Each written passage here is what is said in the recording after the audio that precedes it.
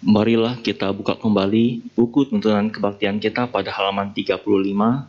Kita bacakan Ardana Damadesana bersama-sama. Brahma Caloka Dipati Sahampati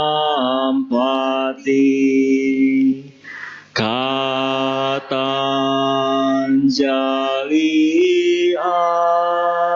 Diwarang Ayacata Santi Dasata Paraja Kajatika Desetu Damang Anukampi Mampajam. Brahma Sahampati, penguasa dunia ini, beranjali dan memohon. Terdapat makhluk-makhluk yang memiliki sedikit abu di mata mereka. Ajarkanlah Dhamma demi kasih sayang kepada mereka.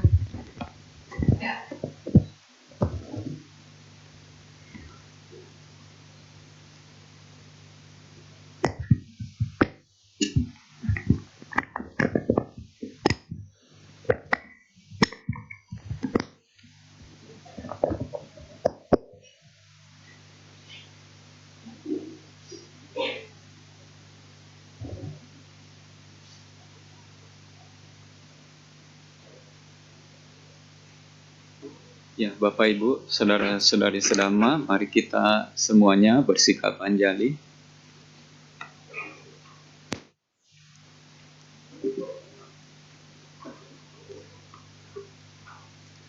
Namo tassa bhagavato arahato samma sambuddhassa.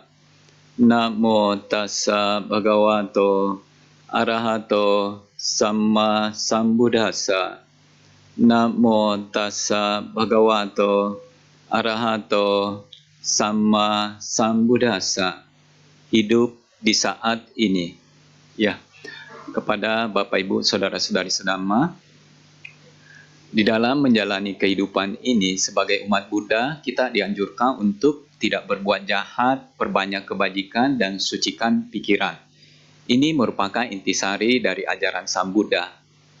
Tidak berbuat jahat berguna untuk menghindarkan kita dari hal-hal buruk akibat dari perbuatan jahat itu sendiri. Misalnya saja menghindarkan kita dari usia yang pendek, sakit-sakitan, kemudian cacat, kehilangan harta benda, bodoh, dan lain-lain sebagainya. Sementara itu, perbanyak kebajikan berguna untuk supaya kita bisa mendapatkan hal-hal yang baik di dalam kehidupan kita. Apakah itu berupa usia yang panjang, kesehatan, kekayaan, penampilan yang menarik, kepintaran, kekuasaan, dan lain-lain sebagainya.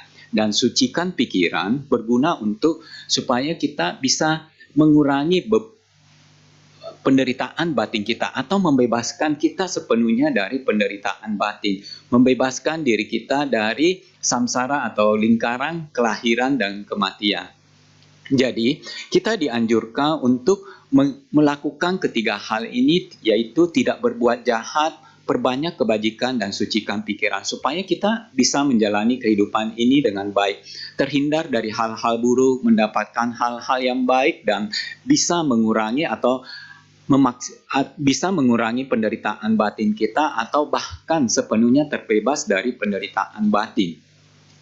Kita perlu melakukan ketiga hal ini di dalam kehidupan kita sehari-hari, karena hal ini bermanfaat bagi diri kita sendiri, bukan untuk orang lain ataukah bukan untuk makhluk lain. Dan ketiga-tiganya perlu kita praktekkan semuanya, bukan hanya salah satu atau salah dua. Kalau kita hanya sekedar tidak berbuat jahat, kemudian banyak-banyak berbuat baik, hal ini tidak cukup untuk bisa menjalani kehidupan ini dengan baik. Sekedar tidak berbuat jahat dan perbanyak kebajikan, buah dari perbuatan-perbuatan ini hanya berhubungan, umumnya hanya berhubungan dengan pemenuhan kebutuhan-kebutuhan badan jasmani kita. Tetapi namanya kita sebagai manusia biasa, kita itu memiliki kebutuhan badan jasmani dan juga kebutuhan batin. Kalau kita tidak belajar bermeditasi, berusaha untuk mensucikan pikiran, maka kita di dalam hidup ini pasti akan banyak mengalami yang namanya penderitaan batin. Hanya melalui meditasi kita bisa mengurangi penderitaan batin kita. Hanya melalui meditasi barulah kita bisa terbebas dari lingkaran kelahiran dan kematian. Di dalam kehidupan ini kita bisa memperhatikan orang-orang yang mana kebutuhan-kebutuhan badan jasmaninya telah terpenuhi dengan baik. Mereka kaya raya, mereka memiliki kekuasaan, mereka mempunyai banyak harta benda yang berlimpah, mungkin rumah yang banyak, kendaraan yang banyak, pakaian juga yang banyak, makanan yang enak-enak, memiliki kekuasaan, kemudian mereka memiliki penampilan yang menarik, mereka pintar, tetapi pada kenyataannya banyak di antara orang-orang ini belum tentu bisa bahagia di dalam hidup mereka. Banyak di antara mereka yang gelisah, tidak tenang.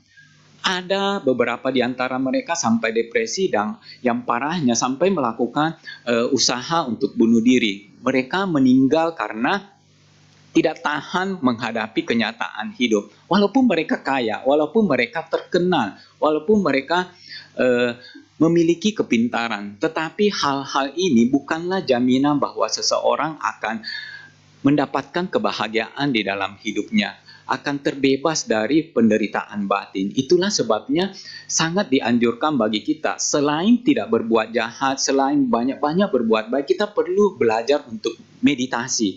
Karena meditasi itu berguna untuk pemenuhan kebutuhan-kebutuhan batin kita.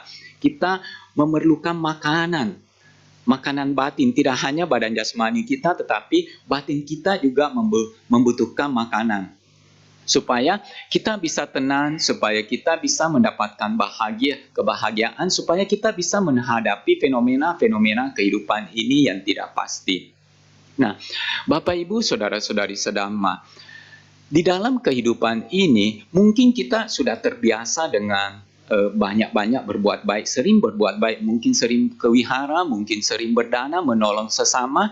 Kemudian kita juga telah terbiasa untuk menjalankan sila, menghindari perbuatan-perbuatan buruk, menghindari yang namanya pembunuhan, menghindari yang namanya pencurian, menghindari yang namanya perbuatan asusila maupun perbuatan-perbuatan buruk yang lain. Tetapi masih banyak di antara kita yang belum mau berusaha untuk bermeditasi karena pemikiran orang-orang menganggap bahwa meditasi itu sulit. Padahal sebetulnya meditasi itu tidaklah sesulit yang kita pikirkan dan juga tidak mudah. Kalau kita hanya sekedar memikirkan atau menjalankan kehidupan ini dengan tidak berbuat jahat, banyak-banyak berbuat baik, hal ini tidaklah cukup. Tidaklah cukup untuk bisa menjalani kehidupan ini dengan baik, karena kita di dalam hidup ini masih memiliki yang namanya batin, yang mana batin ini memerlukan kebahagiaan, ketenangan, kedamaian. Kadang-kadang sulit untuk mendapatkan ketenangan, kedamaian di dalam kehidupan yang tidak pasti. Walaupun kita mungkin berkuasa, kita memiliki harta benda yang banyak, memiliki ini dan itu. Hal-hal ini bukan jaminan bahwa kita pasti bisa hidup dengan tenang, bisa hidup dengan damai, bisa hidup dengan bahagia. Nah, sama seperti kasusnya yang terjadi pada Ratu Malika. Ratu Malika ini merupakan ratu yang hidup di zaman Buddha. Dia merupakan permaisuri dari Raja Pasenadi Kosala. Ratu Malika ini merupakan seorang upasika yang memiliki keyakinan yang kuat kepada Santiratana, Buddha, Dhamma, dan Sangha. Ratu Malika pernah mendengarkan ceramah Dhamma secara langsung dari Sang Buddha. Ratu Malika banyak berbuat baik loh. Ratu Malika sering berdana kepada Sang Buddha, sering berdana kepada para bikhu. Ratu Malika juga pernah melakukan dana besar-besaran, mahadana kepada Sangha yang dipimpin langsung oleh Sang Buddha. Tetapi Ratu Malika merupakan orang biasa, belumlah mencapai tingkat kesucian, masih belum sempurna, masih bisa melakukan kesalahan. Nah, suatu hari Ratu Malika ketika masuk ke kamar mandi ingin mencuci tangan, kaki, dan mukanya. Pada saat itu anjing peliharaannya juga ikut masuk ke dalam kamar mandi. Nah, ketika Ratu Malika Ratu Malika ini ingin membersihkan kakinya, dia akan membungkuk. Pada saat dia membungkuk itu anjingnya ingin menyetubuhi dirinya. Apa yang dilakukan oleh anjing ini membuat Ratu Malika geli dan sedikit senang. Tetapi yang jadi masalah, Raja Pasenadi melihat apa yang dilakukan oleh anjing tersebut pada Ratu Malika. Nah, ketika Ratu Malika selesai bersih-bersih balik ke kamar, Raja Pasenadi langsung marah. Dia memarahi Ratu Malika, dasar perempuan hina, perempuan rendah. Apa yang telah kamu lakukan dengan anjing tersebut di dalam kamar mandi? Nah, Ratu Malika mengelak. Dia bilang dia nggak melakukan sesuatu. Dia hanya membersihkan muka, tangan, dan kakinya. Tetapi Ratu Malika untuk membela diri dia bilang, tetapi kamar mandi itu sangat aneh. Kalau ada seseorang yang masuk ke kamar mandi tersebut dan ada orang lain yang melihat melalui jendela kamar ini, maka dia akan melihat seakan-akan ada dua gambaran yang muncul. Kalau Baginda Raja tidak percaya, silakan Baginda Raja ke kamar mandi dan saya akan melihat Baginda Raja melalui jendela kamar ini. Raja Pasenadi sangat percaya dengan kata-kata dari Ratu Malika. Dia sangat mempercayai Ratu Malika ini. Maka Raja Pasenadi masuk ke kamar mandi, sementara Ratu Malika menunggu di kamar tersebut, melihat melalui jendela kamar. Nah, setelah beberapa saat Raja Pasenadi kembali ke kamar. Nah, ketika kembali ke kamar ini, Ratu Malika langsung memfitnah, langsung menuduh raja. Dia bilang, kok Baginda Raja melakukan hal yang tidak senonoh dengan seekor kambing betina?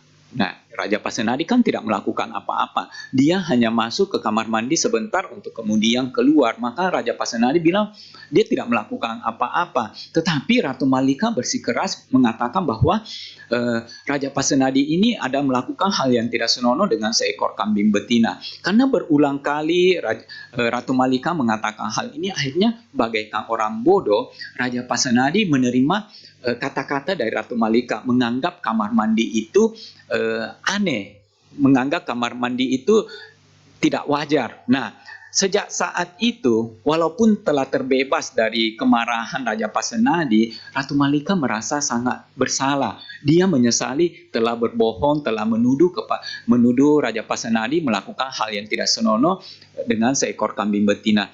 Dia terus-terus membawa hal ini di dalam sisa hidupnya dia. Dia tidak bisa melepaskan kemelekatannya akan perbuatan salah yang telah dia lakukan. Dia tidak bisa melepaskan penyesalannya. Ratu Malika ini banyak berbuat baik loh, banyak berdana. Dan tentunya dia itu di dalam hidup, karena dia adalah seorang upasika, tentunya dia di dalam hidup jarang berbuat jahat, jarang berbuat buruk. Hanya mungkin ada yang dia lakukan sesuatu yang buruk, tetapi tidak banyak. Yang dia pikirkan di dalam sisa-sisa hidupnya itu hanya penyesalan. Penyesalan telah melakukan hal yang tidak baik kepada Raja Pasenadi. Dia telah memfitnah Raja Pasenadi. Dia telah berbohong menuduh Raja Pasenadi melakukan hal yang tidak senonoh. Nah, ternyata hal ini dia bawa terus sampai menjelang ajal. Karena dia tidak bisa melepaskan kemelekatan tersebut, ketika menjelang ajal, pikiran terakhirnya adalah pikiran penyesalan. Pikiran tentang kok dia telah melakukan hal yang tidak benar kepada Raja Pasenadi. Kok dia tega memfitnah Raja Pasenadi, berbohong kepada Raja Pasenadi, kok salah. Nah, padahal Raja Pasenadi itu begitu baik kepada dia, begitu percaya sama dia. Nah, penyesalannya ini akhirnya merupakan pikiran terakhirnya menjelang ajal, sebelum meninggal. Nah, karena suatu makhluk hidup terlahir di alam mana tergantung pada pikiran terakhirnya sebelum ajal, maka karena pikiran terakhir dari Ratu Malika merupakan perbuatan buruk, merupakan pikiran buruk, yaitu pikiran penyesalan, maka mengakibatkan Ratu Malika ini terlahir kembali di alam neraka dan harus menderita di alam neraka selama 7 hari.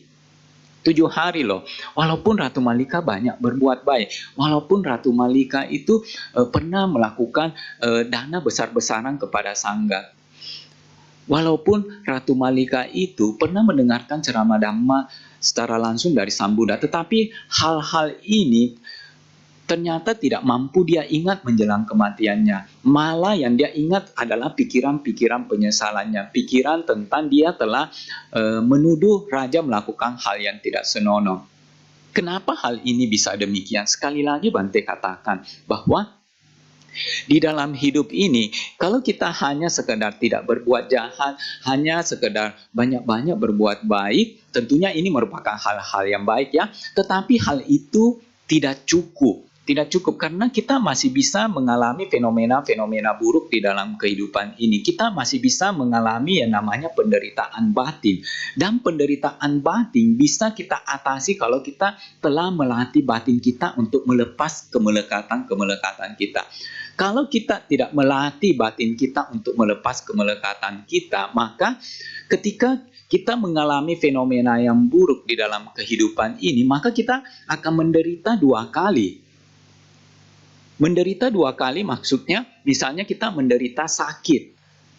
Kita menderita sakit, kan yang sakit itu badan jasmani. Tetapi penderitaan itu ditambah dengan penderitaan batin. Kita menjadi khawatir, apakah saya bisa sembuh dari penyakit ini? Apakah saya bisa sembuh dalam waktu yang cepat? Kita khawatir kita tidak bisa sembuh. Kita khawatir kita akan mengeluarkan biaya yang besar untuk bisa sembuh dari penyakit yang kita derita. Kita khawatir kita akan menjalani penyakit ini seumur hidup kita. Kita khawatir dengan hal-hal yang lain. Jadi penderitaan kita double.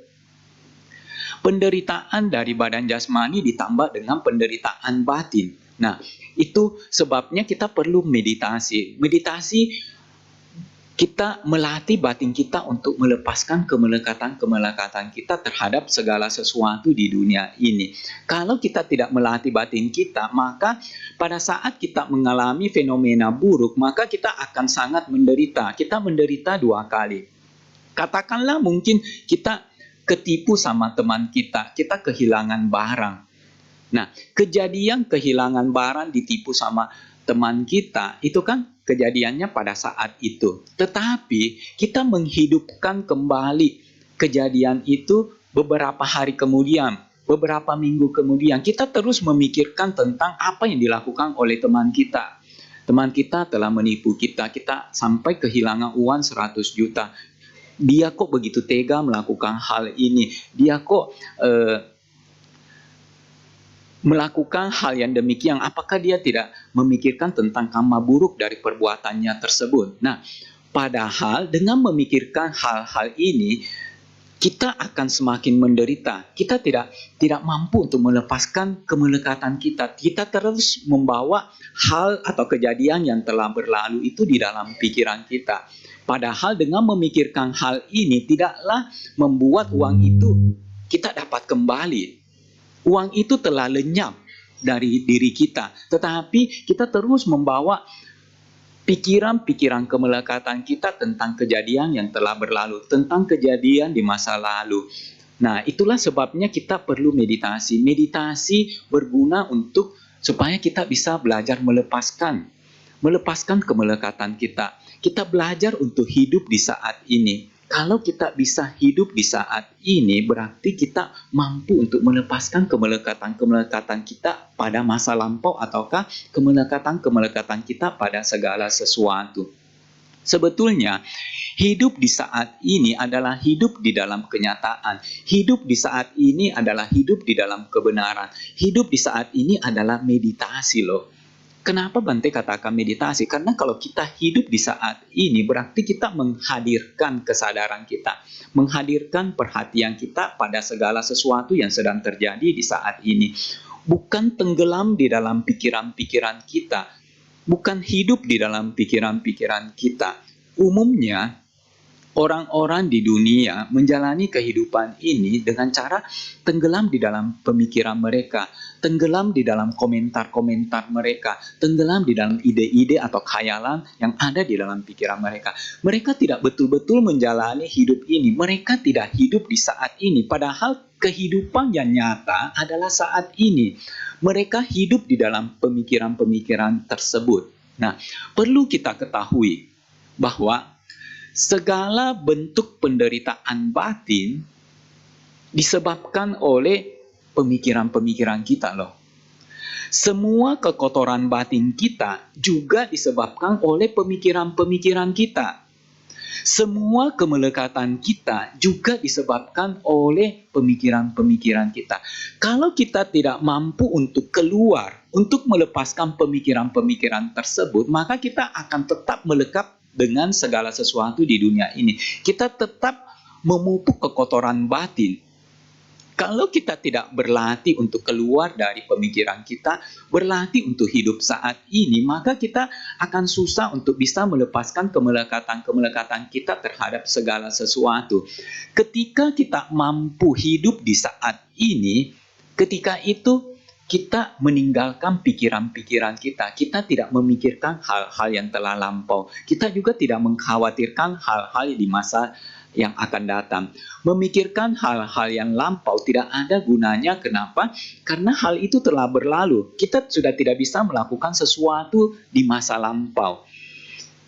Satu-satunya masa yang mana kita bisa bertindak adalah masa sekarang.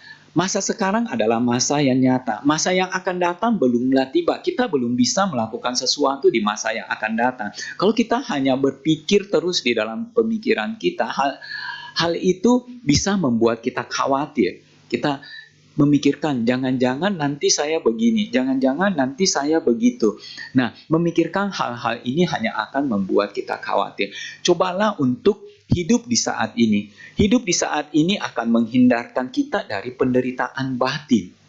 Akan menghindarkan kita dari kemelekatan-kemelekatan terhadap segala sesuatu. Kalau kita terus memikirkan sesuatu yang telah lampau, sesuatu yang telah berlalu, memberikan penilaian, memberikan komentar, nah hal itu hanya akan membuat kita semakin melekat terhadap segala sesuatunya. Cobalah hidup di dalam kenyataan. Kenyataan itu adalah sekarang ini, bukan hidup di dalam pikiran. Kalau kita hidup di dalam pikiran, itu sama seperti kita hidup di dalam khayalan.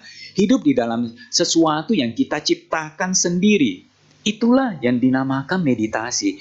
Kita menghadirkan kesadaran kita, menghadirkan perhatian kita pada saat sekarang ini. Bukan tenggelam di dalam pikiran kita, bukan larut di dalam ide-ide kita, bukan larut di dalam komentar-komentar pikiran kita. Nah, meditasi itu sebetulnya tidak sulit seperti yang kita pikirkan. Kita berpikir meditasi itu sulit karena kita mungkin memiliki harapan, memiliki target di dalam meditasi. Kita berharap dengan bermeditasi kita bisa mencapai ini, mencapai itu. Kita berharap dengan meditasi kita bisa mendapatkan ini, mendapatkan itu. Dan ketika kita tidak bisa mencapai sesuatu yang kita harapkan, ketika kita tidak bisa mendapatkan sesuatu yang kita inginkan, kita menganggap bahwa meditasi itu sulit. Kita menilai meditasi itu sulit berdasarkan apa yang ingin kita capai, berdasarkan apa yang ingin kita dapatkan dari meditasi. Padahal sebetulnya meditasi itu tidak sesulit yang kita pikirkan. Meditasi itu sebetulnya tidak mudah juga, tetapi tidak sulit dan tidak mudah. Yang perlu kita lakukan adalah kita harus punya niat untuk melakukannya. Dan Bante yakin kita semua yang hadir di sini mampu untuk menghadirkan kesadaran, mampu untuk meletakkan perhatian kita pada saat sekarang ini. Bukan tenggelam di dalam pikiran-pikiran kita, bukan tenggelam di dalam komentar-komentar pikiran kita. Kalau kita tenggelam di dalam pikiran tersebut, itu sama seperti kita hidup di dalam khayalan, di dalam sesuatu yang kita ciptakan sendiri. Kalau kita bisa hidup di saat ini, itu sama seperti kita hidup di dalam kebenaran, hidup di dalam kenyataan, bukan hidup di dalam konsep-konsep yang diciptakan oleh pikiran. Nah, meditasi itu perlu kita lakukan setiap hari, bukan hanya pada saat-saat tertentu, bukan hanya pada saat di wihara, tetapi kita bisa melakukannya dimanapun kita berada. Apakah itu di rumah, di kantor, di tempat kerja, di sekolah, di rumah makan, di kamar tidur, di kamar mandi, kita bisa bermeditasi. Yang penting kita mau untuk menghadirkan perhatian atau kesadaran kita. Umumnya kita tidak mau menyadari apa yang kita lakukan, aktivitas kita, gerakan tangan kita, gerakan kaki kita, posisi tubuh kita, apakah kita lagi duduk atau berjalan. Umumnya kita larut atau tenggelam dengan komentar-komentar yang ada di dalam pikiran kita. Perhatian kita semuanya tenggelam di dalam pemikiran tersebut, yang mana pemikiran-pemikiran itu bukan sesuatu yang nyata. Itu merupakan khayalan kita atau ciptaan kita sendiri. Yang nyata itu adalah sekarang ini.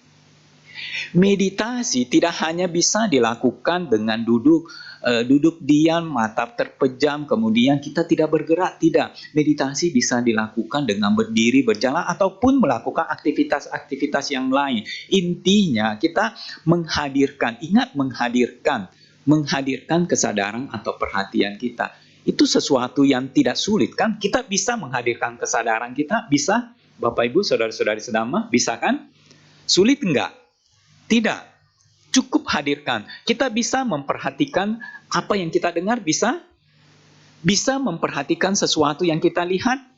Bisa kan? Pada saat kita sekedar melihat, sekedar memperhatikan apa yang kita lakukan, pada saat itu kita tidak tenggelam di dalam pemikiran-pemikiran kita, maka pada saat itu kita sedang bermeditasi. Ketika kita tenggelam, ketika kita larut di dalam pikiran kita, kita bisa bersedih, kita bisa khawatir, kita bisa takut, kita bisa kecewa, kita bisa marah. Yang mana semuanya itu disebabkan oleh pemikiran-pemikiran kita. Kita tidak hidup di saat ini, padahal saat ini adalah saat yang nyata loh. Saat ini adalah kebenaran. Tetapi kita terbiasa, terkondisi untuk selalu hidup di dalam pikiran kita. Nah, Bapak Ibu, saudara-saudari sedama, di dalam hidup ini kita mungkin mengalami fenomena-fenomena buruk. Fenomena buruk yang mana kalau kita tidak terbiasa melatih diri kita, kita akan menderita beberapa kali. Beberapa kali artinya secara fisik dan juga secara batin. Dan umumnya kita tidak bisa menghindari penderitaan batin ketika mengalami penderitaan fisik. Nah, ada seorang wanita di zaman dulu di Myanmar, tepatnya di kota Amarapura. Wanita ini adalah seorang upasika. Dia banyak berbuat baik.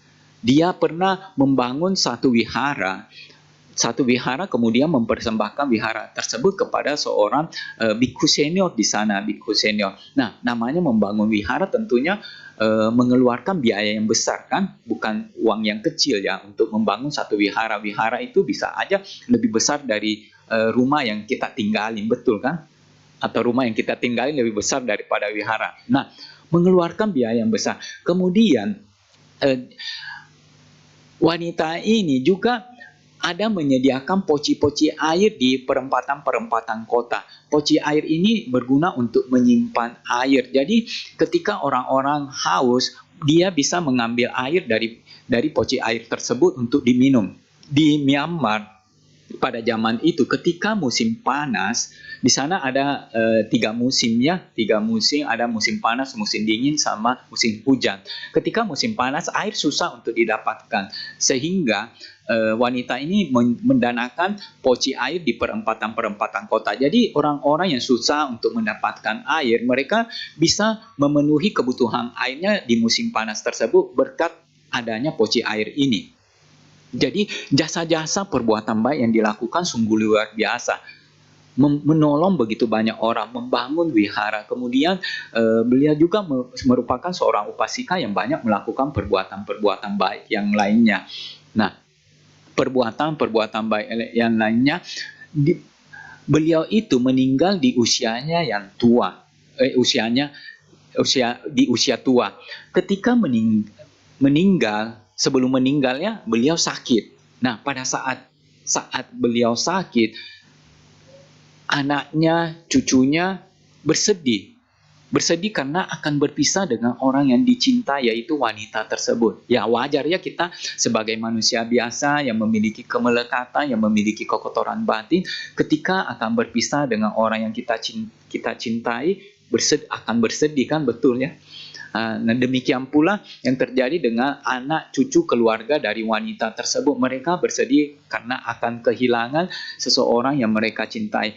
Pada saat anak dan cucu-cucunya, keluarganya bersedih, pikiran khawatir muncul di dalam diri wanita penyedia pendana poci ini. Dia khawatir dengan keadaan anak cucunya dia di masa depan. Bagaimana keadaan mereka setelah dia meninggal nantinya. Pada saat dia khawatir tersebut, meninggal dunia. Apa akibatnya kalau kita meninggal dunia dalam kondisi memiliki pikiran buruk, pikiran khawatir? Kita akan terlahir kembali di alam yang rendah. Demikian pula dengan si wanita pendana poci ini. Walaupun dia banyak berbuat baik, tetapi karena pikiran terakhirnya merupakan pikiran yang buruk, akhirnya dia terlahir kembali di alam peta. Di alam peta, alam hantu. Nah, dan ketika diadakan upacara kematian, para bikhu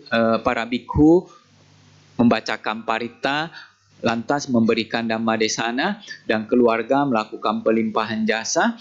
Pada saat itu, rupanya dia tidak ada di tempat, dia berada di tempat lain, sehingga dia tidak bisa menerima pelimpahan jasa yang dilakukan oleh sanak keluarganya. Nah, kemudian pada hari ke-7 peringatan kematiannya dia, kembali keluarga dari dia melakukan upacara kematian, melakukan perbuatan baik, mengundang para bikhu untuk datang menerima dana dan memberikan ceramah. Nah, setelah itu bikhu yang memimpin upacara itu balik. Bikhu ini merupakan bikhu yang menerima dana wihara dari wanita pendana poci tersebut. Nah, ketika pulang kembali ke wihara, tiba-tiba bikhu ini mendengar suara panggilan. Suara panggilan ini suara wanita. Bikhu ini Taman Sayadaw sepertinya mengenal suara wanita yang memanggil dia. Lantas dia tanya, apakah kamu wanita si pendana poci itu? Dibilang, iya Sayadaw, iya yang mulia, saya wanita si pendana poci itu. Kamu sekarang terlahir di mana? Ditanya oleh Sayadaw, Taman Sayadaw. Si peta ini tidak menjawab. Untuk kedua kalinya, untuk ketiga kalinya ditanya, baru dia jawab. Dia bilang dia terlahir di alam hantu, di alam peta. Kok kamu bisa terlahir di alam hantu? Nah, dia cerita dulu waktu sebelum dia meninggal, dia kan sakit parah, lagi kritis. Saat itu anak dan juga cucu-cucunya, keluarganya dia bersedih, mereka menangis. Ketika mereka bersedih menangis, muncul pikiran khawatir di dalam dirinya. Khawatir dengan masa depan mereka ketika dia sudah meninggal nantinya. Bagaimana mereka hidupnya nanti? Apakah mereka bisa hidup dengan nyaman, bisa hidup dengan bahagia? Apakah kebutuhan hidup mereka terpenuhi dan lain-lain sebagainya. Nah, pikiran khawatir ini muncul, kemudian dia meninggal dunia dengan pikiran khawatir tersebut, yang mana mengakibatkan dia terlahir di alam hantu. Nah, dia juga bercerita pada saat dilakukan upacara kematian di saat dia meninggal, di awal-awal dia meninggal, dia tidak bisa hadir ikut menerima pelimpahan jasa yang dilakukan oleh keluarganya dia. Dia saat itu katanya diajak oleh teman-temannya. Rupanya ketika terlahir di alam hantu, dia sudah langsung memiliki teman-teman. Teman-temannya itu diajak ke tempat lain, sehingga dia tidak bisa menerima pelimpahan jasa, tidak bisa berbahagia atas perbuatan baik yang telah dilakukan oleh sanak keluarganya. Nah, tetapi pada hari ini, yaitu pada peringatan 7 hari kematiannya dia bisa datang dan menerima pelimpahan jasa yang dilakukan oleh sanak keluarganya. Dia bisa mendengarkan ceramah Dhamma dari Taman Sayadaw. Kemudian dia kasih tahu Taman Sayadaw bahwa dia pamitan maksudnya dia akan meninggal dunia untuk terlahir lagi di alam yang lain, kemungkinan alam yang lebih baik. Nah, Bapak Ibu saudara-saudari sedama, dari kisah ini kita bisa lihat bahwa di dalam hidup kita perlu melatih batin kita, melepaskan kemelekatan kita, berlatih meditasi. Cobalah biasakan hidup kita, biasakan batin kita untuk menghadirkan kesadaran untuk hidup di saat ini. Jangan terlalu memikirkan tentang masa depan.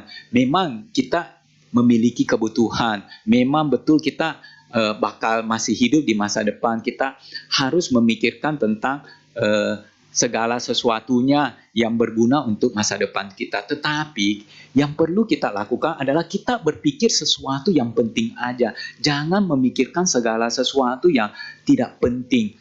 Jangan terlalu memikirkan sesuatu yang belum pasti. Umumnya kita itu memikirkan segala sesuatu yang terlalu khawatir dengan ini, terlalu khawatir dengan itu, memikirkan sesuatu yang telah berlalu, dan akhirnya kemelekatan kita semakin kuat, kekotoran batin kita juga semakin kuat. Kita tidak belajar untuk hidup saat ini. Cobalah untuk hidup saat ini, menghadirkan kesadaran kita di saat ini, menikmati momen di saat ini. Bagaimana caranya kita menikmati momen di saat ini? Ya, hadirkan kesadaran kita. Sama seperti sekarang ini. Sekarang ini kalau kita mau hidup di sini, ya hadirkan kesadaran kita. Perhatikan apa yang didengarkan.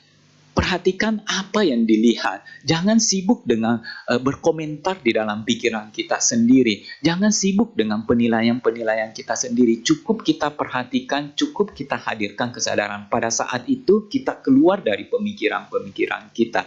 Ketika kita keluar dari pemikiran kita, kita bisa hidup saat ini. Ketika itulah kita sedang bermeditasi. Jadi meditasi itu sebetulnya tidaklah sesulit yang kita pikirkan.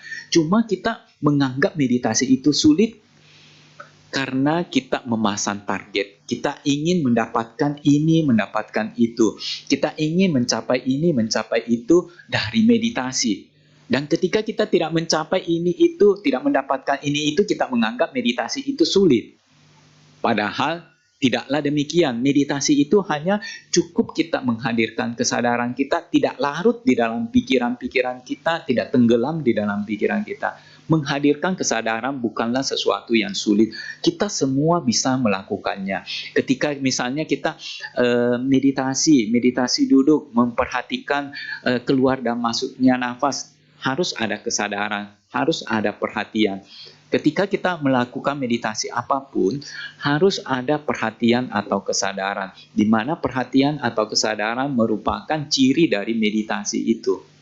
Nah, Bapak Ibu, saudara-saudari sedama, di dalam hidup ini kita bisa aja mengalami hal-hal yang buruk kalau kita tidak melatih pikiran kita untuk melepas kemelekatan kita terhadap segala sesuatu, terhadap harta benda, terhadap mungkin keluarga, terhadap pasangan, terhadap anak-anak, terhadap ini itu. Maka ketika kita kehilangan sesuatu yang kita cintai, sesuatu yang kita anggap milik kita, sesuatu yang berharga, maka pada saat itu kita akan menderita, sangat menderita. Mungkin penderitaan kita 2 kali lipat. Penderitaan itu 2 kali lipat. Kenapa? Karena setelah kehilangan barang, setelah kehilangan sesuatu yang kita cintai, kita menambah-nambah kehilangan tersebut dengan pemikiran kita.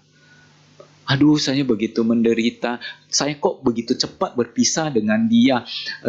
Saya nanti hidup bagaimana? Saya begitu tersiksa dengan kehilangan ini. Bagaimana masa depan saya? Bagaimana saya bisa hidup tanpa dia? Nah, justru pikiran-pikiran inilah yang akan membuat kita semakin menderita.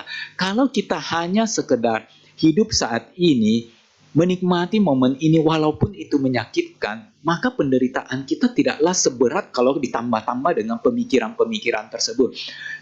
Penderitaan kita akan semakin berat ketika kita menambah sesuatu yang nyata dengan pemikiran-pemikiran yang negatif, pemikiran-pemikiran buruk. Kita memberikan label, kita memberikan komentar tentang sesuatu yang terjadi. Kita memberikan penilaian bahwa itu buruk, itu tidak menyenangkan, itu menyakitkan, itu menderita, yang mana membuat apa yang kita alami menjadi semakin berat. Kalau kita hanya sekedar menjalani, memberikan perhatian, menghadirkan kesadaran kita di momen ini, maka sesuatu yang memang tidak nyaman, sesuatu yang menderita, hanya sekedar apa adanya. Tidak semenderita kalau kita menambah-nambah dengan pemikiran-pemikiran kita. Nah, Bapak Ibu saudara-saudari sedama, kita ada kemungkinan mendapatkan pasti, ada pasti mendapatkan fenomena-fenomena buruk. Salah satu fenomena buruk itu bisa aja merupakan kehilangan harta benda. Ketika kehilangan harta benda, kita bisa menderita 2 kali lipat kan kalau kita tidak terbiasa untuk bermeditasi, kalau kita tidak terbiasa untuk melepas hidup di saat ini. Nah, ada cerita di mana seorang raja, namanya raja tentunya memiliki banyak harta benda yang berlimpah kan? Betul nggak? Nah, memiliki banyak harta benda yang berlimpah, memiliki kekuasaan, memiliki anak buah prajurit apa yang bisa melindungi dia, memiliki tempat tinggal yang nyaman. Tetapi raja ini walaupun memiliki banyak harta benda, walaupun berkuasa, walaupun mudah untuk mendapatkan ini itu, ternyata hidupnya itu tidak bahagia, dia tidak tenang, dia sering gelisah. Saking seringnya dia gelisah, dia itu sampai-sampai susah tidur loh. Walaupun kamar tidurnya itu mewah, walaupun dia tidur di ranjang yang empuk ya. Tetapi hal itu tidak mampu untuk membuat dia bisa tertidur dengan nyenyak, tertidur dengan nyaman. Nah, karena dia susah untuk tidur, akhirnya kesehatannya semakin menurun. Nah, suatu hari dia lagi duduk termenung di istananya. Dia lihat di depan istananya kan ada taman. Dia lihat ada tukang kebun. Tukang kebun itu kok begitu bahagia ya? Dia bekerja sambil tertawa. Seakan-akan tidak ada beban di dalam hidupnya. Padahal tukang kebun ini gajinya pas-pasan loh. Dia tidak memiliki harta benda yang banyak. Dia hanya memiliki sebuah gubuk rumah. Dia kok begitu bahagia. Dia datang dengan senyuman, pulang dengan keceriaan.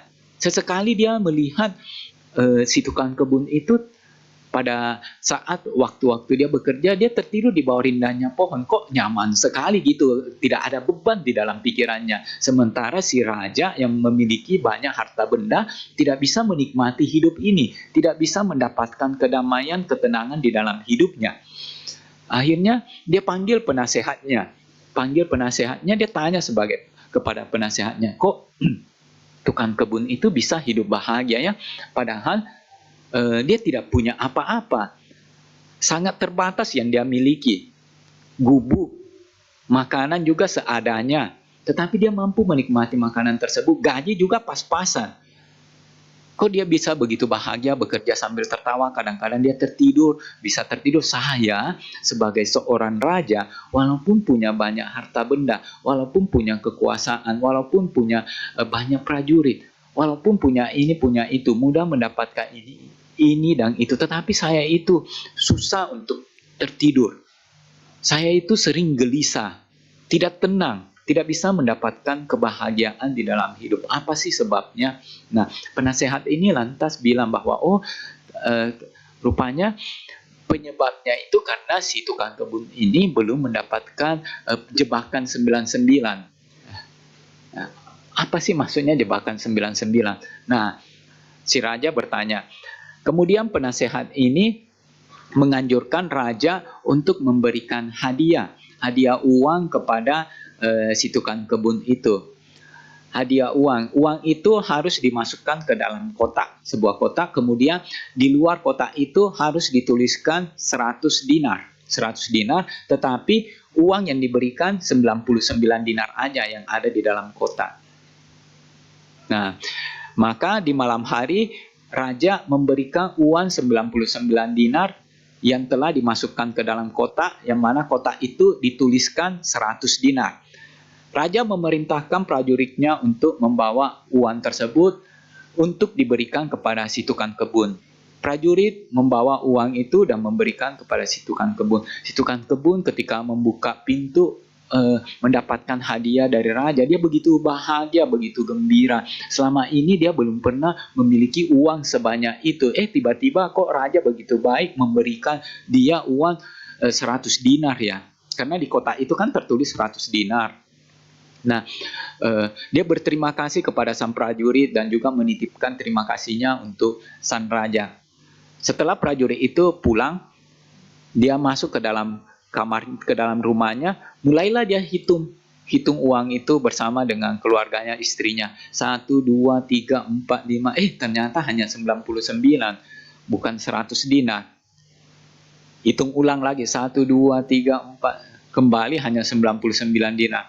Setelah beberapa kali hitung ulang, ternyata hanya 99 dinar. Dia merasa kehilangan. Mungkin uang itu terjatuh, maka dia cari di sekitar pintu rumah, tidak ketemu uang 1 dinar itu. Maka dia pun menyusuri jalan dari rumahnya ke istana. Jangan-jangan uang itu terjatuh, kececer di jalanan. Cari-cari ternyata tidak ketemu.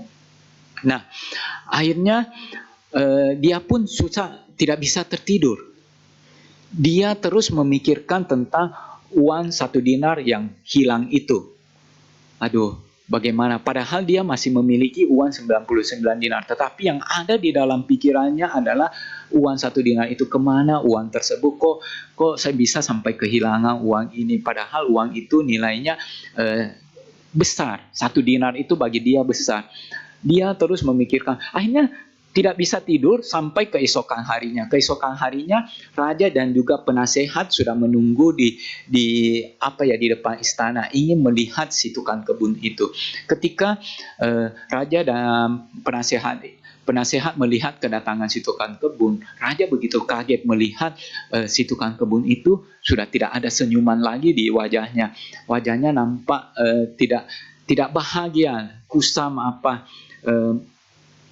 Raja sampai bertanya, kok si tukang kebun itu jadi begitu? Kok dia tidak bahagia lagi? Kok wajahnya tampak kusam, tampak tidak ceria?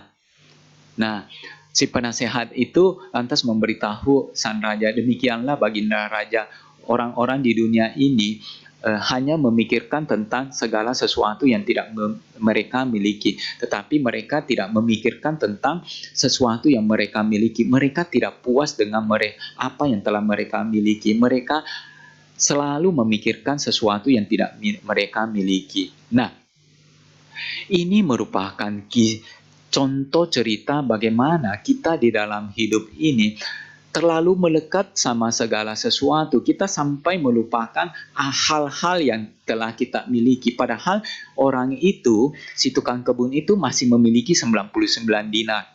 Yang mana jumlahnya jauh lebih besar daripada 1 dinar. Yang dia pikirkan hanya 1 dinar itu, sehingga membuat dia menderita.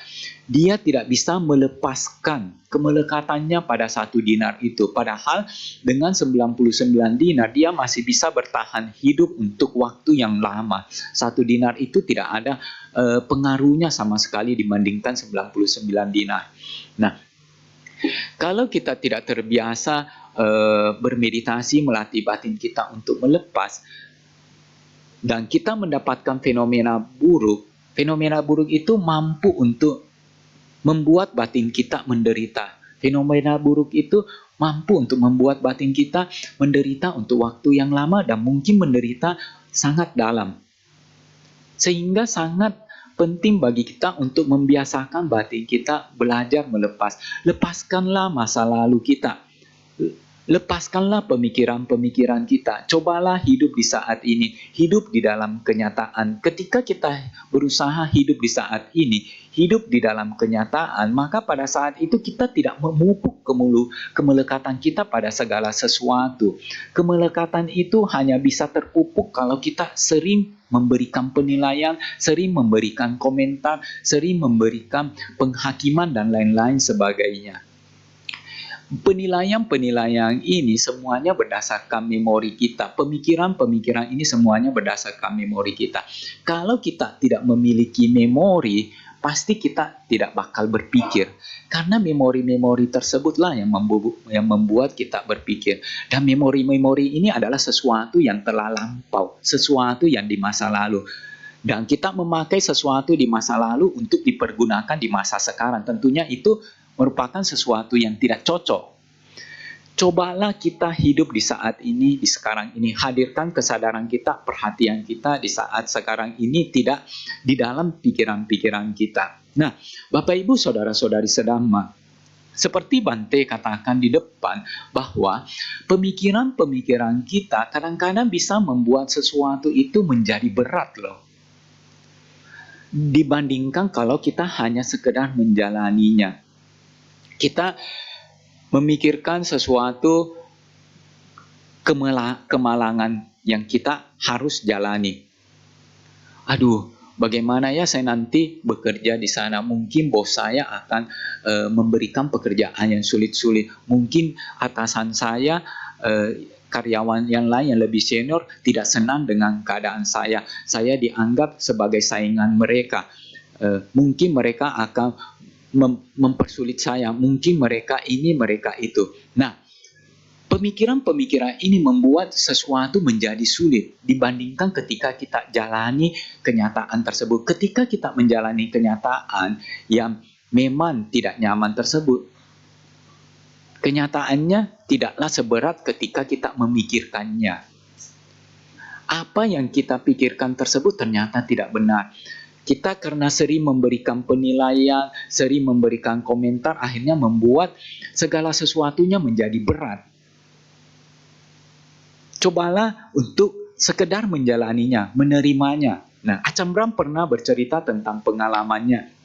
Pengalamannya di mana ketika Acham Brahm sering memberikan pemikiran-pemikiran, berpikir terlalu banyak, penilaian, maka pekerjaan yang dia lakukan itu terasa sangat berat. Jadi di masa-masa awal menjadi biku, ketika baru berapa lama jadi biku, Acham Brahm di viharanya Acham Brahm ada mau dibangun sebuah dhammasala baru. Nah, untuk membangun dhammasala baru itu, mereka para biku harus bantu kerja, harus bantu membangun dhammasala itu. Dan tanah yang akan mereka pakai untuk membangun dhammasala baru, ada gundukan-gundukan tanah. Nah, gundukan-gundukan tanah ini harus diratakan. Gundukan tanah itu harus dipindahkan ke tempat lain. Ajahn Chah sebagai guru dari Acham Brahm memerintahkan kepada Acham Brahm dan juga biku-biku yang lain untuk memindahkan gundukan tanah itu ke belakang vihara. Nah, mulailah mereka bekerja, mereka menyekop gundukan tanah itu, memasukkannya ke dalam kereta sorong, kemudian membawanya, mengangkutnya ke belakang vihara. Hal ini mereka lakukan selama 3 hari berturut-turut. Mereka harus bekerja dari sekitar jam 10 pagi sampai waktu betul-betul gelap, malam hari.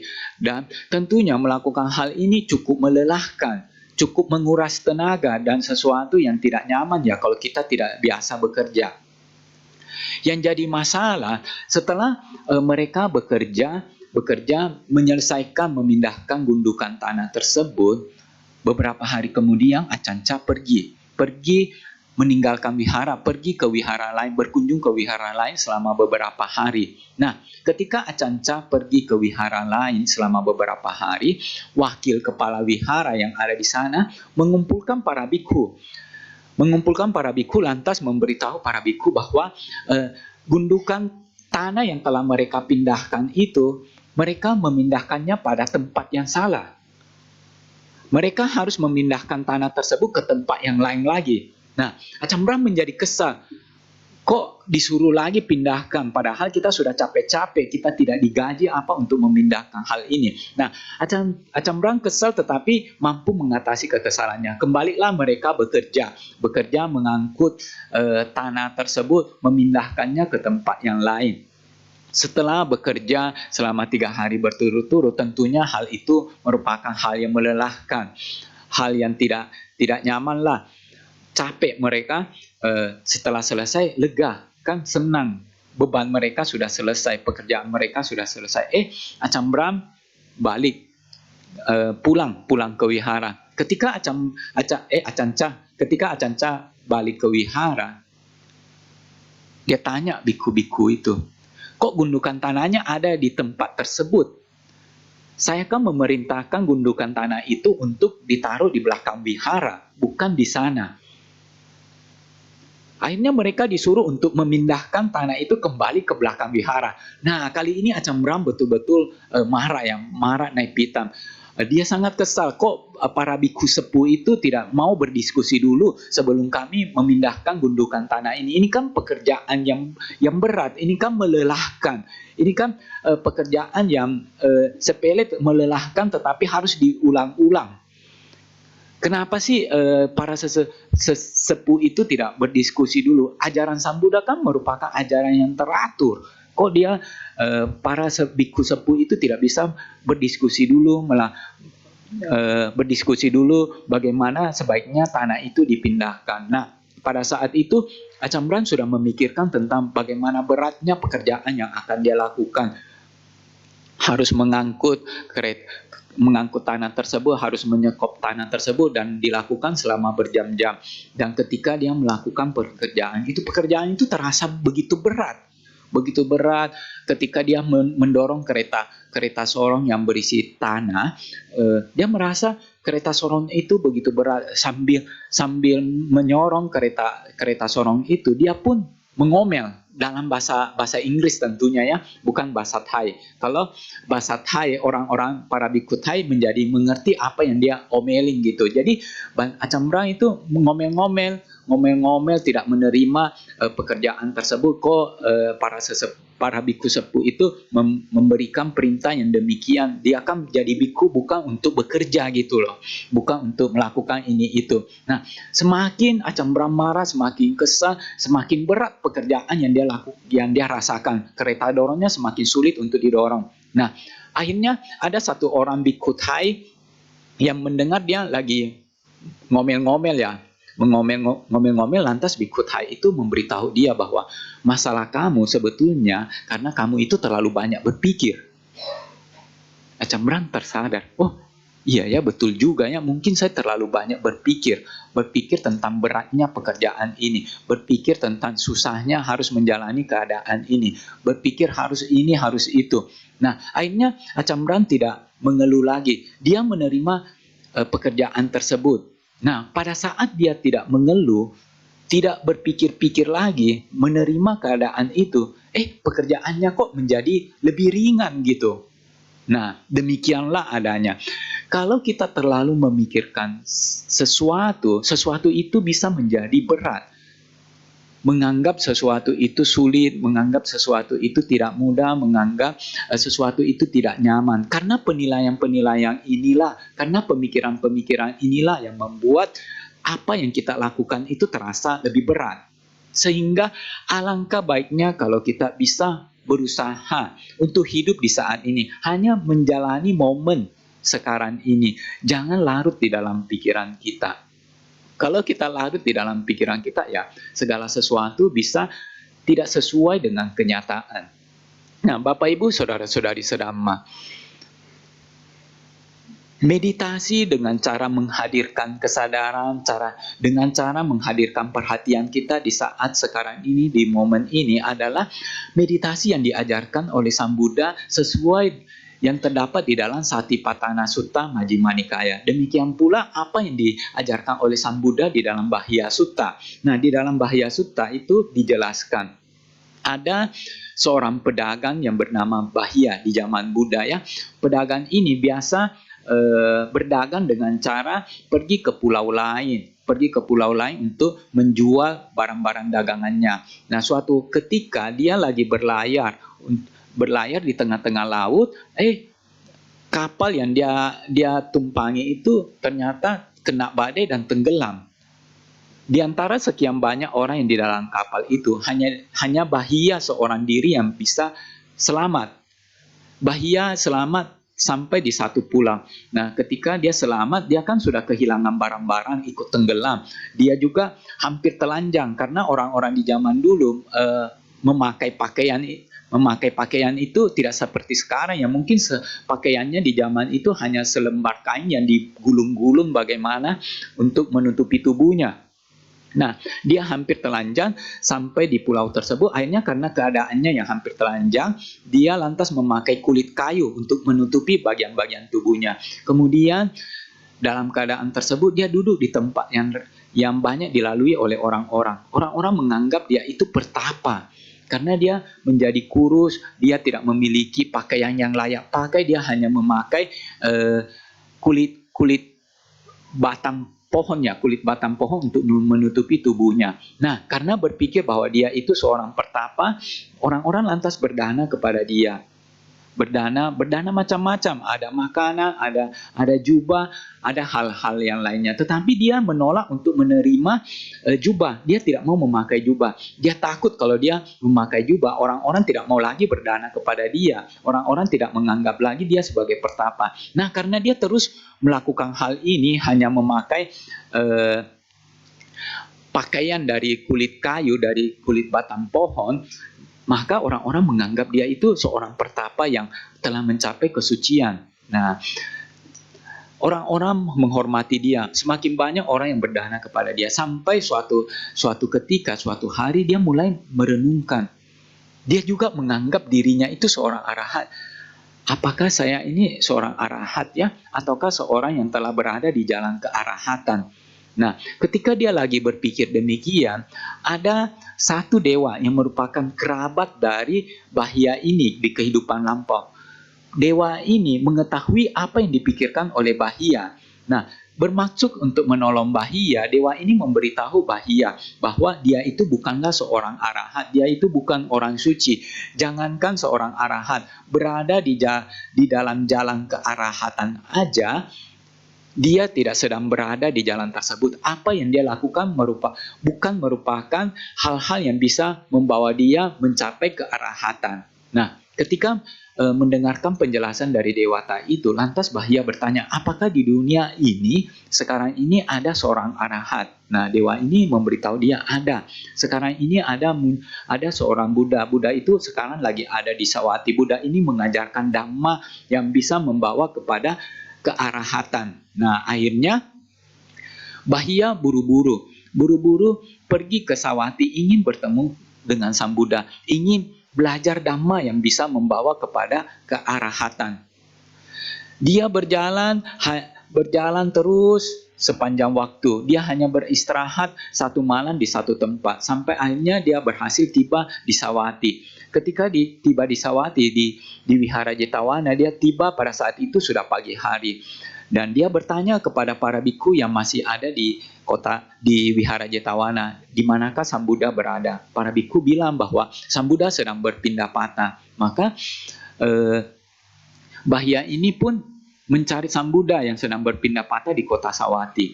Nah, setelah mencari-cari, akhirnya ketemu dengan Sang Buddha. Ketika bertemu dengan Sang Buddha, Bahia langsung terkesima, terkagum-kagum dengan penampilan Sang Buddha yang begitu tenang, yang cahaya tubuhnya, aura tubuhnya begitu terang, penuh pengendalian diri, penuh kesadaran. Bahia langsung bernamaskara kepada Sang Buddha. Ketika bernamaskara, Bahia minta kepada Sang Buddha untuk mengajarkan Dhamma kepada dia. Tetapi Sang Buddha menolak untuk mengajarkan Dhamma. Sang Buddha bilang bahwa sekarang ini bukanlah waktu yang tepat. Sekarang ini beliau sedang berpindah patah. Nah, kemudian Bahia memohon untuk kedua kalinya. Bahia bilang bahwa adalah sulit untuk diketahui bahaya yang akan menimpa kehidupan Sang Buddha. Dan juga sulit untuk diketahui bahaya yang akan menimpa kehidupannya dia. Sehingga dia masih tetap memohon kepada Sang Buddha untuk mengajarkan Dhamma untuk kedua kalinya. Untuk kedua kalinya, Sang Buddha menolak mengajarkan Dhamma. Sang Buddha mengatakan bahwa beliau sedang berpindah patah. Nah, ketika ketiga kalinya Bahia memohon kepada Sang Buddha, barulah Sang Buddha mengajarkan Dhamma kepada Bahia. Apa yang diajarkan oleh Sang Buddha? Sang Buddha mengatakan kepada Bahia, demikianlah kamu harus berlatih diri. Di dalam apa yang dilihat, hanya ada apa yang dilihat. Di dalam apa yang didengar, hanya ada apa yang didengar. Di dalam apa yang dikecap, hanya ada apa yang dikecap. Ketika kamu melatih diri seperti itu, maka kamu tidak ada di dalam itu. Kamu tidak bersama itu. Karena kamu tidak ada di dalam itu, maka kamu tidak ada di sini dan kamu juga tidak ada di alam berikut, di kehidupan berikut. Nah, itulah akhir dari penderitaan.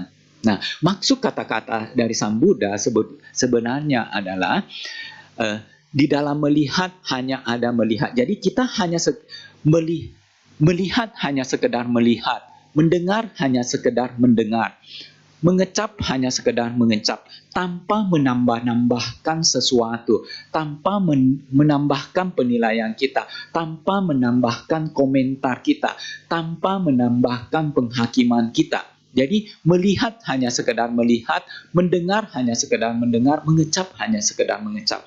Ketika kita tidak menambah sesuatu di dalam hal tersebut, kita memperhatikan. Ketika sedang melihat, kita hanya memperhatikan apa yang kita lihat. Ketika mendengar, kita hanya sekedar memperhatikan apa yang kita dengar. Ketika mengecap, kita hanya sekedar memperhatikan apa yang kita kecap dan tidak menambah-nambahkan sesuatu. Karena kita tidak menambah-nambahkan sesuatu, maka aku tidak ada. Aku sedang mengecap, aku sedang melihat, itu tidak ada. Karena keakuan itu tidak ada, maka kita tidak akan terlahir lagi di alam berikut. Kita tidak ada di sini, aku tidak ada di sini, dan aku tidak ada di alam berikut. Jadi artinya di dalam mempraktekkan meditasi, kita hendaknya tidak memberikan komentar, tidak memberikan penilaian, tidak memberikan penghakiman. Kita hanya sekedar memperhatikan, hanya sekedar sadar, tanpa menambah-nambah label, tanpa menambah-nambah komentar atau segala sesuatu terhadap apa yang kita perhatikan, apa yang kita sadari, apa yang kita lakukan. Itulah cara kita bermeditasi. Cara meditasi ini sebetulnya sangat baik karena bisa langsung membawa kita pada akhir penderitaan, dalam arti penderitaan batinnya. Karena semua penderitaan batin kita merupakan produk dari pemikiran-pemikiran kita sendiri. Kitalah yang menciptakan penderitaan batin kita. Ketika kita mampu berhenti, ketika kita mampu keluar dari pemikiran-pemikiran kita, hanya sekedar hidup di saat ini, maka tidak ada lagi penderitaan batin di saat itu.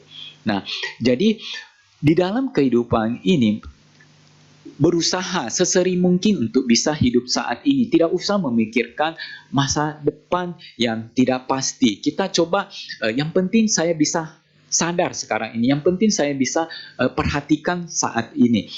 Tentang di masa yang akan datang, apakah saya lupa untuk memperhatikan, apakah saya tidak sadar, itu tidak penting. Yang penting sekarang ini. Karena sekarang inilah adalah saat-saat yang pasti. Sekarang ini adalah kenyataan. Jadi itulah cara kita praktek meditasi. Berusaha hidup di saat ini, berusaha menghadirkan perhatian kita, menghadirkan kesadaran kita di saat ini. Jadi sebetulnya meditasi itu tidak sesulit apa yang kita pikirkan. Meditasi tidak hanya bisa dilakukan pada saat duduk, tetapi meditasi bisa dilakukan di dalam berbagai macam aktivitas kita, kecuali lagi tidur. Coba biasakan menghadirkan kesadaran, biasakan memperhatikan aktivitas tubuh kita. Misalnya kita lagi duduk, oh sadar kita lagi duduk. Misalnya kita lagi berjalan, oh sadar lagi berjalan. Kita lagi mandi, sadar lagi mandi. Sadari atau perhatikan gerakan tubuh kita, sensasi apa yang kita rasakan, misalnya sensasi dari sentuhan pakaian kita dengan kulit kita, ataukah merasakan sentuhan nafas kita yang keluar masuk di lubang hidung kita, ataukah merasakan sensasi-sensasi tubuh yang lainnya. Jadi intinya kita menghadirkan kesadaran, menghadirkan perhatian kita di saat ini, di sini. Jadi mari kita bermeditasi sesuai dengan apa yang diajarkan Sang Buddha, yaitu tidak berbuat jahat, perbanyak kebajikan, dan sucikan pikiran. Jadi itulah praktek-praktek yang perlu kita jalani di dalam kehidupan ini supaya kita bisa mendapatkan kehidupan yang baik, kehidupan yang bahagia. Semoga apa yang Bante sampaikan pada kesempatan siang hari ini bisa bermanfaat bagi kita semua. Akhir kata, Sabbe Satta Bhavantu Sukhitatta. Semoga semua makhluk hidup berbahagia.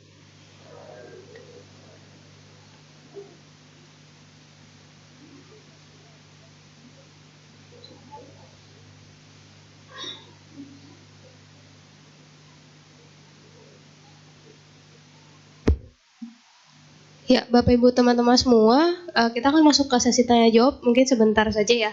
Sebelum itu kami ingin info untuk Bapak Ibu teman-teman yang bawa mobil Daihatsu Rocky warna hitam, dengan nomor platnya B1839HKJ. Saya ulangi, B1839HKJ, mohon dapat dipindahkan karena menghalangi jalan tikungan depan sini. Terima kasih. Oke, nanti pertanyaan kita kondisikan ya untuk sisa waktunya gimana. Sambil menunggu, kalau ada yang mau bertanya secara tertulis bisa tulis di kertas yang di kantong kursi, ada pensilnya. Nanti saya keliling. Kalau ada yang mau kasih ke saya aja. Sambil menunggu pertanyaan yang masuk, kita nyanyikan satu buah lagu bersama-sama.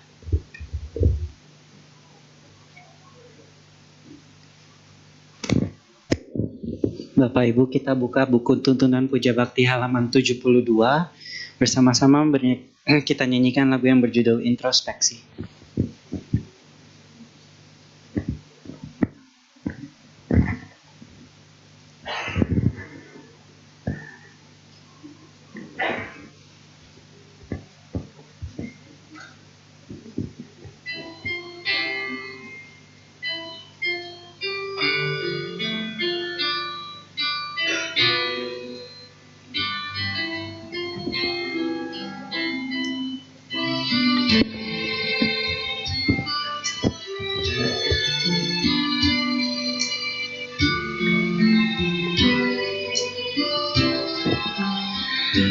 Di dalam keheningan malam ku coba merenungi diri, betapa sulitnya terlahir sebagai manusia.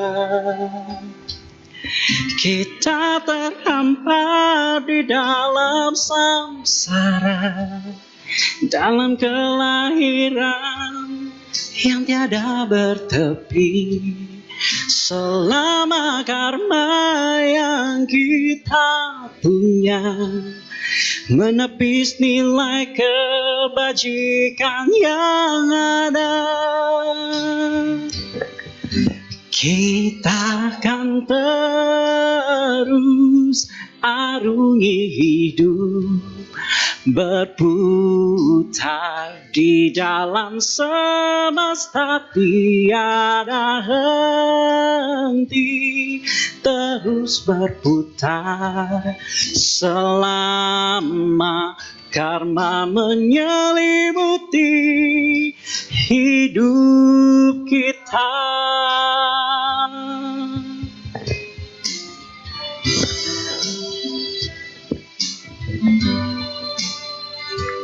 Sekarang baru ku sadari agungnya damai yang kau beri, menjadi pelita hatiku di dalam hidup ini.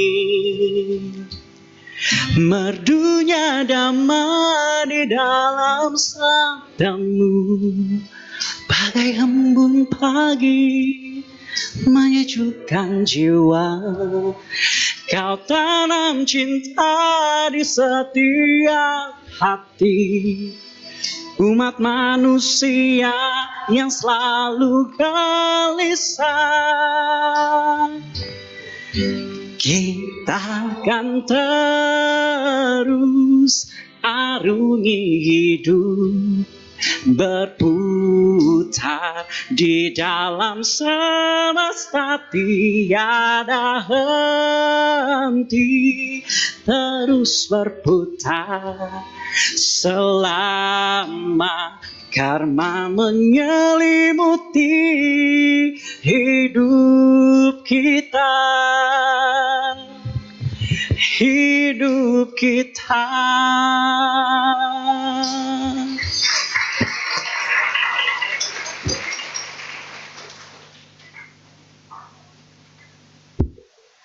Ya, mungkin kita buka untuk 2 pertanyaan saja. Yang pertama, kalau ada yang mau bertanya secara langsung, ada? Kalau nggak ada, jadi cuma 1 pertanyaan aja. Oh, mau? Ya, silakan, Saudara Vincent. Sotiotu Namo Buddhaya Bante, Wandami Bante. Terima kasih atas Dhamma Desananya yang luar biasa. Izin bertanya Bante, ada anjuran ketika kita menjelang detik-detik kematian, kita diarahkan untuk berpikiran hal-hal yang baik.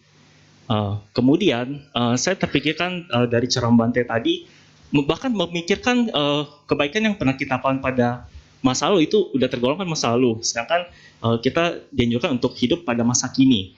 Jadi menurut Bante, dan terpikir juga dari Bante yang sampaikan untuk meditasi, saya terpikirkan juga bagaimana jika misalkan ketika detik-detik kematian kita diarahkan untuk meditasi Bante, apakah hal tersebut bagus juga gitu. Jadi sebenarnya pertanyaannya, apakah kalau misalnya seandainya ketika ada kerabat ataupun bahkan diri sendiri ketika menjalani detik-detik kematian, mana yang lebih dianjurkan? Apakah memikirkan yang baik-baik dengan konsekuensi juga salah satunya bisa terjebak dalam kemelekatan, atau lebih dianjurkan untuk kita bermeditasi? Jika misalkan seandainya bermeditasi, objek apa yang paling sesuai Bante ketika menjelang detik-detik kematian, kita mau hidup dalam masa kini dan juga berpikiran yang positif dengan cara meditasi tersebut? Itu saja pertanyaan Bante. Ya, terima kasih Bante. Anumodana Setyoto Namo Buddhaya.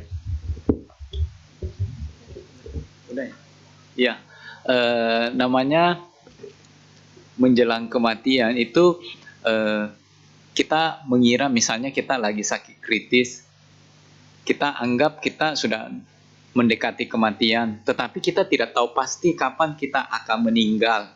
Kapan kita akan meninggal, kadang-kadang sesuatu yang kita telah pikirin yakin 100% terjadi, ternyata bisa meleset, betul kan? Jadi dalam hal ini kita nggak tahu pasti kita tepatnya meninggal kapan gitu. Jadi intinya, kalau kita bisa misalnya merenungkan tentang apa perbuatan baik yang pernah kita lakukan, boleh. Itu merupakan sesuatu yang baik pula. Kalau kita hanya sekedar mau bermeditasi, hidup di saat ini juga boleh. Tergantung kita mau melakukannya sebagaimana yang kita suka. Kalau kita sudah terbiasa meditasi, secara otomatis kita akan mengarahkan kesadaran kita, menghadirkan kesadaran kita di saat ini. Menyadari sensasi tubuh kita, menyadari keadaan-keadaan tubuh kita. Kalau kita tidak terbiasa bermeditasi, mungkin kita akan terbawa oleh pikiran-pikiran kita. Kemungkinan keluarga kita yang akan memberikan kita kondisi, mungkin dengan mengundang bikhu atau membacakan parita yang mana memberikan kondisi kepada kita untuk mengingat hal-hal yang baik yang pernah kita lakukan. Kalau kita sendiri dalam keadaan sakit, kebiasaan kita untuk melakukan apa itu kemungkinan besar yang akan muncul. Jadi tergantung kebiasaan kita. Kalau kita masih mampu untuk mengontrol pikiran kita, masih mampu untuk mengendalikan pikiran kita, ya bagus bermeditasi. Mau meditasi dengan mengingat-ingat kebaikan yang pernah kita lakukan, boleh. Mau dengan menghadirkan kesadaran, boleh. Tergantung kita lebih ahli atau lebih terampil di mana. Lakukan sesuai dengan apa yang kita bisa. Ya, demikian kira-kira sudah mengena, sudah bisa. Ya. Oke, Bante, satu pertanyaan terakhir, ini terkait soal kematian juga ya. Selamat siang Bante Namo Buddhaya, saya ingin tanya, bagaimana cara menjelaskan kepada keluarga jika saya berniat untuk mendonorkan seluruh organ saya ketika saya meninggal nanti, sedangkan keluarganya... Suaranya Oh ya, kurang jelas. saya mau tanya Bante, bagaimana menjelaskan kepada keluarga jika saya berniat untuk mendonorkan seluruh organ saya ketika saya meninggal nanti, sedangkan menurut keluarga saya pada saat meninggal harus disemayamkan dengan jasad yang lengkap, sedangkan menurut saya jasad yang sudah meninggal atau mati pun bisa bermanfaat untuk orang lain. Terima kasih Bante. Ya, cara menjelaskannya ajak keluarganya untuk sering-sering ke wihara, mendengarkan ceramah dhamma. Jadi mereka mengerti loh gitu. Oh ternyata pengertian kita dengan orang-orang dulu yang diturunkan secara turun-temurun berbeda dengan pengertian kita di dalam Buddhis. Ternyata orang setelah meninggal dunia itu jasadnya itu sudah tidak berguna lagi. Alangkah lebih baik kalau alangkah lebih baik kalau bisa jasad itu didanakan misalnya untuk sesuatu yang lebih bermanfaat. Nah, ketika mendengarkan penjelasan Dhamma sering-sering berulang-ulang, maka kemungkinan dia bisa berubah. Kalau kita hanya langsung mau satu kali kasih penjelasan, itu belum tentu masuk ya. Karena telah mengakar kuat secara turun-temurun bahwa misalnya jasad itu harus lengkap ketika meninggal. Takutnya nanti di kehidupan yang akan datang, karena jasadnya tidak lengkap, nanti kita juga akan mendapatkan tubuh yang tidak lengkap di kehidupan baru. Ya, jadi perlu sering-sering diajak ke wihara, perlu sering-sering diputarkan misalnya video-video ceramah Dhamma. Ya, demikian caranya. Baik, nah demikianlah sesi tanya jawab pada hari ini. Ya Bante, kami segenap pengurus Wihara Putra Masuka dan mewakili seluruh umat mengucapkan terima kasih atas dhamma desana yang disampaikan. Semoga bermanfaat bagi kita semua dan semua makhluk. Bapak Ibu, saudara-saudari, kami persilakan untuk berdiri dan bersikap anjali karena Bante akan meninggalkan ruang dhamma sala.